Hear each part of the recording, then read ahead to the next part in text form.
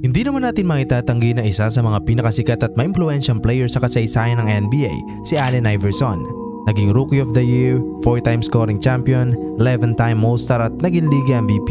Yan ang ilan sa mga achievements na nakakuha niya sa 14 na taon niyang paglalaro sa NBA. Bagamat hindi siya nakakuha ng kampyonato ay marami pa din mga fans at mga players ang humahanga at tumitingala sa kanyang galing. Pero ang malaking katanungan ng karamihan ano nga ba ang kanyang tinahak bago siya makapasok sa NBA? At higit sa lahat gaano nga ba siya kagaling? Balik tayo sa nakaraan.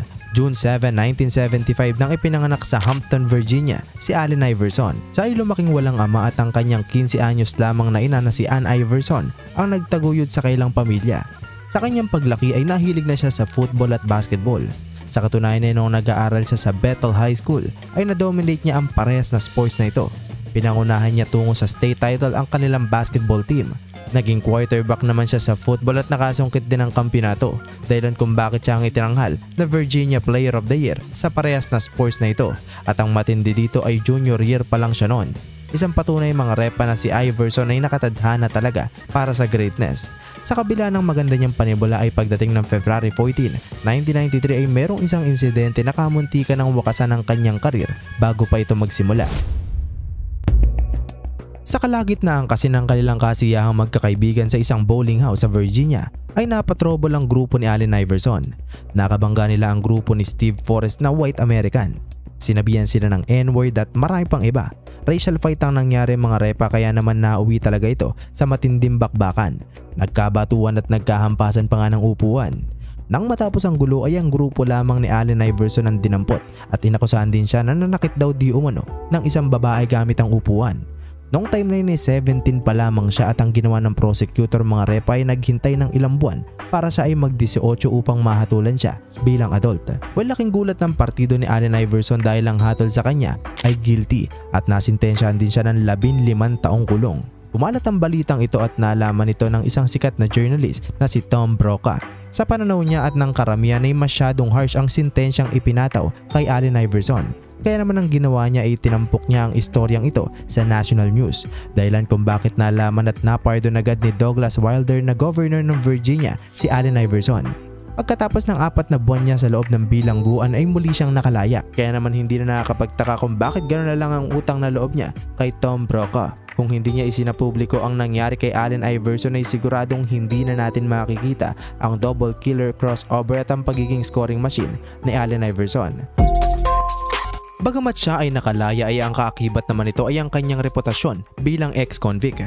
Karamihan ng mga NCAA universities ay ayaw na siyang kunin. Sa kabutihan palad ay ang head coach ng Georgetown University na si John Thompson ay nakita ang kanyang laruan panahon na naglalaro pa siya sa high school, dahilan kung bakit siya inofera nito ng full scholarship. Sa kanyang unang taon sa college ay siya ang itinanghal na Big East Rookie of the Year. Hindi naman na nakakapagtaka yun dahil nakapagtala siya ng 20 points, 4.5 assists at 3 steals per game. Nakapasok din ang kanyang kuponan sa Sweet 16 round para sa NCAA tournament. Yun nga lang ay natalo sila ng North Carolina. Sa kanyang pangalawang season sa Georgetown University ay pinangunahan niya ito patungo sa Big East Championship all the way to the Elite 8 round para sa NCAA tournament. Nag-average siya noon mga repa ng 25 points, 4.7 assists at 3.4 steals. Yun nga lang ay kinapos sila at natalo sa Massachusetts. Tinapos niya ang kanyang college career mga repa bilang all-time leader sa scoring average with 23 points per game. Pinangalanan din siya na first team All-American at siya din ang itinanghal na Big East Defensive Player of the Year sa 2 magkasunod na season. Dahil sa kanyang pinamalas na galing sa college ay pagdating ng 1996 NBA Draft ay siya ay napili bilang first overall pick ng Philadelphia 76ers. Sa kanyang debut game kontra Milwaukee Bucks ay talaga namang maraming fans ang nagulat dahil sa kanyang nagawa. Nakapagtalakan siya noon ng 30 points at 6 assists. Sinira niya din ang 3 straight games with at least 40 points rookie record ni Will Chamberlain noong mid-season. 5 magkakasunod kasi na laro na nakapagtala siya ng 40 plus points. Kasama na dito mga repa yung 50 points niya kontra Cleveland Cavaliers. Bukod sa kanyang galing sa scoring ay marami din siyang nabiktima ng kanyang killer crossover. At isa nga sa mga pinaka-iconic dito ay ito.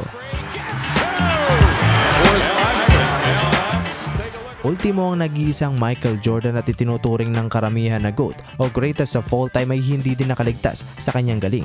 Natapos ang season na yun mga repa at nakapagtala siya ng 23.5 points, 7.5 assists at 2.1 steals. Bagamat hindi sila nakapasok sa playoffs ay siya naman ang itinanghal na Rookie of the Year. Sa sumunod na season 1997 to 1998 ay nag-average siya ng 22 points, 6.2 assists at 2.2 steals. Sa kabila ng ipinamalas niyang galing ay hindi na naman sila nakapasok sa playoffs.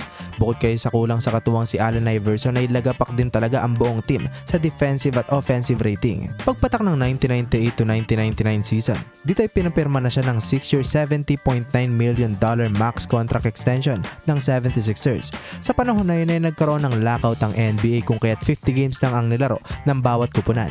Natapos ang season na yun na may 28-22 na record ng 76ers. Nakuha niya din sa taon na yun ng kanyang kauna-unahang scoring title. Nakapagtala kayo siya noon ng 27 points, 4.6 assists at 2.3 steals dahilan kung bakit sila nakapasok sa playoffs, ang kauna-unahang playoffs appearance ni Allen Iverson. Sa first round ay nakaharap nila ang Orlando Magic. Nag-average siya sa series na yon ng 28 points, 6 assists at 4 steals per game. Yes mga repa, tama ang inyong nadinig. Grabe yung depensang ginawa niya noon. Kaya naman natapos lang ang serye na yon sa Game 4 matapos siya makapagtala ng 37 points, 9 assists, 3 rebounds at 2 steals. Sa second round naman ay nakabangga naman nila ang Indiana Pacers na pinangungunahan ng one of the greatest shooter sa kasaysayan ng NBA na si Reggie Miller. Yung nga lang ay winili sila ng team na ito. Sa sumunod na season 1999 to 2000, dito na nagsimula ang 11 straight appearance niya sa All-Star. Kapansin-pansin din mga repa na patuloy pa din ang improvement ng 76ers sa ilalim ng leadership ni Allen Iverson. Umakyat kasi ng 49-33 ang kanilang record at muli ulit silang nakapasok sa playoffs. Well, nag-advance sila sa second round matapos nilang matalo ang Charlotte Hornets noong Game 4. Sa Eastern Semis naman mga repa ay muli nilang nakabangga ang Indiana Pacers at pumalag naman ang 76ers noon. Yun nga lang ay kinapo sila at natalo noong Game 6. Pagpatak ng 2000-2001 season, dito ay natunghayan natin ang breakout season ni Allen Iverson. Nakuha niya dito ang kanyang unang All-Star Game MVP. Pinangunahan niya din ang buong liga sa points at steals. Nakapagtala siya noon mga repa ng 31 points, 4.6 assists at 2.5 steals. Kaya naman hindi na nakakapagtaka kung bakit siya ang itinanghal na Liga MVP. Dagdag ko na din mga repa na noong February 2001 trade deadline ay nakuha nila itong si Dikembe Mutombo na itinanghal din sa taon na yon na Defensive Player of the Year. Dahil sa kanilang duo ay nakuha nila ang first seed sa Eastern Conference with 56-26 na record. Pagdating ng playoffs ay una nilang nakaharap ang Indiana Pacers at finally naresbaka na din nila ang team na ito. Kamuntikan pa nga nila itong walisin. Sa second round naman ay nakaharap naman nila ang Toronto Raptors at sobrang solid talaga ng series na yon. Natungayan natin dito ang epic na duelo ni Allen Iverson at Vince Carter. Umabot pa nga ito ng Game 7. Pero dahil sa 21 points at 16 assists ni Iverson ay napatumba nila ang Toronto Raptors. Sa Eastern Conference Finals naman ay nakaharap naman nila ang Milwaukee Bucks na pinangungunahan ni Ray Allen at naging dikdikan din ang serye na yon. Umabot nga din ito ng Game 7 pero dahil sa 90 points combined ni Allen Iverson sa Game 6 at 7 ay napatumba nila ang Milwaukee Bucks dahilan kung bakit sila nakapasok sa NBA Finals, ang first finals ng 76ers since 1983. Dito ay nakaharap naman nila ang defending champion na Los Angeles Lakers na pinangungunahan nila Kobe Bryant at Shaquille O'Neal. Sa game 1 ay talaga namang nag-init si Allen Iverson. Nakapagtala siya noon ng 48 points, 6 assists, 4 rebounds at 5 steals. Natungayan din natin sa game na yon ang iconic step over niya kay Tyronn Lue. Bagamat nakuha nila ang game 1 mga repa ay noong mga sumunod na laro ay hindi na sila nakatikim pa ng panalo kung kaya't natapos ang series na yon sa game 5. Pagdating ng 2001-2002 season ay mataas ang expectation ng karamihan sa 76ers dahil na din sa kailang run last season. Nanatili din naman dominante si Allen Iverson. Nag-average siya ng 31 points, 5.5 assists at 2.8 steals per game. Tinapos din nila ang season na yon na may 43-39 na record at nakapasok ulit sila sa playoffs. Yung nga lang ay first round pa lamang ay napatumba sila ng Boston Celtics noong Game 5. Sa sumunod na season 2002-2003, dito ay na-trade na ang rebounding machine na si Dikembe Mutombo. Nawala na din sila Aaron McKie at Eric Snow na maituturing na key players din ng kailang run noong 2001 playoffs. Nakapag-regroup naman ng Sixers mga repa at at nakapasok ulit sila sa playoffs, pero katulad na lamang ng nangyari last season ay napatumba din sila sa first round, dahilan kung bakit umalis na sa pagiging head coach si Larry Brown. Pagdating ng 2003-2004 season ay si Randy Ayers na ang kanilang naging head coach. Yun nga lang ay bigo siyang makapag-develop ng chemistry sa mga players, kaya naman sinibak din siya sa pwesto bago pa matapos ang season. Pinalta naman siya ni Chris Ford at katulad na lamang ng nangyari kay Coach Randy ay bigo din siya makabuo ng chemistry. Gusto pa nga niya maging off the bench player si Allen Iverson.